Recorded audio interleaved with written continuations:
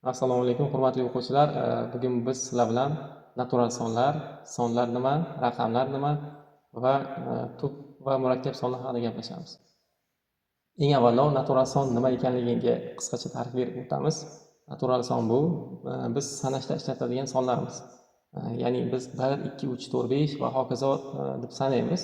Aynan shular natural son hisoblanadi. Natural sonlar birdan boshlanadi va cheksizgacha davom etadi.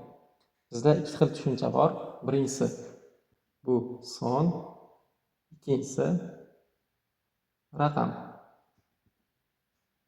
Son nima deyilsa, son bu raqamlardan tuzilgan ixtiyoriy kombinatsiya. Raqam nima desa, raqam bu 0 dan 1, 2 va hokazo 9 gacha bo'lgan sonlar. Umumiy 0 dan 9 gacha bizda 10 ta raqam bor. Demak, raqamlar soni 10 ta, sonlar esa cheksiz. Mana shu raqamlarni kombinatsiya qilib biz son yasaymiz.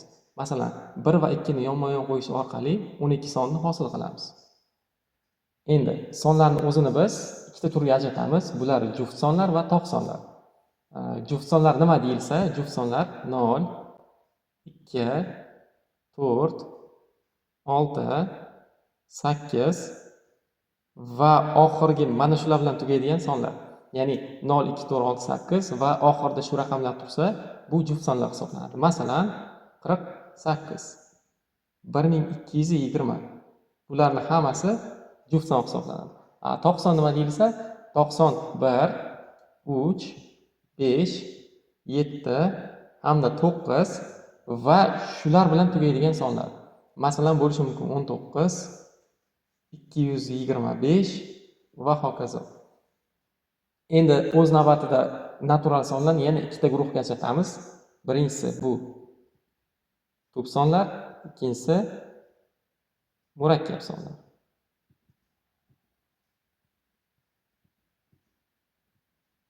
Xo'p, tub sonlar qanaqa?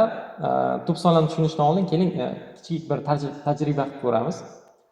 Xo'p, masalan, bir sonni olamiz. Bu son bo'lsin masalan 10 son. Bu son qaysi sonlarga bo'linadi? 10 qaysi sonlarga bo'linsa, shuni 10 ni tagidan yozaman. 1, 2, 5 hamda 10. Yoki 8 soni 1 ga bo'linadi, 2 ga bo'linadi, 4 ga bo'linadi va 8 ga bo'linadi. Xuddi shunaqa 12 sonni ham yozishimiz mumkin. 12 1 ga, 2 ga, 3 ga, 4 ga, 6 ga hamda 12 ga bo'linadi. Endi mana bu sonni ko'ramiz.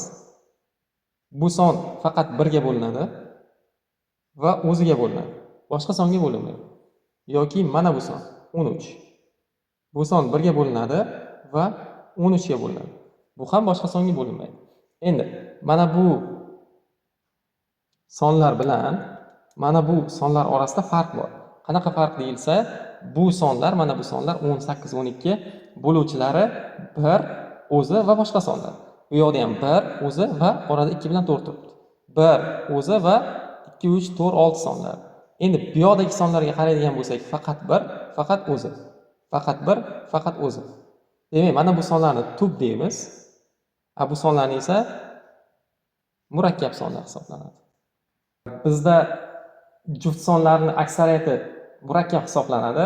Faqatgina bir dona mana bu sonimiz, ya'ni 2, bu tub son hisoblanadi. 2 nega tub son hisoblanadi? Sababi 2 ni 1 ga va o'ziga bo'lishi mumkin, boshqa songa bo'la olmaymiz biz. Endi mana bu qanaqa son? Tub ham emas, murakkab ham emas. Ya'ni bir soni tubga ham kiritmaymiz, murakkab songa ham kiritmaymiz. Xulosa sifatida shuni aytishimiz mumkinki, bir soni tub ham emas, murakkab ham emas. 2 soni bu tub son hisoblanadi. 2 dan katta juft sonlarning hammasi murakkab hisoblanadi. Tub bo'lmagan sonlar murakkab son hisoblanadi. Masalan, 4 tub emas, demak uni murakkabga o'tkazamiz. Hurmatli bizni kuzatuvchilar, o'ylaymanki bu video siz uchun ancha manfaatli bo'ldi. Bizni kuzatishda davom eting. Xayr, salomat bo'ling. Yomon gapirib qo'ydim lekin.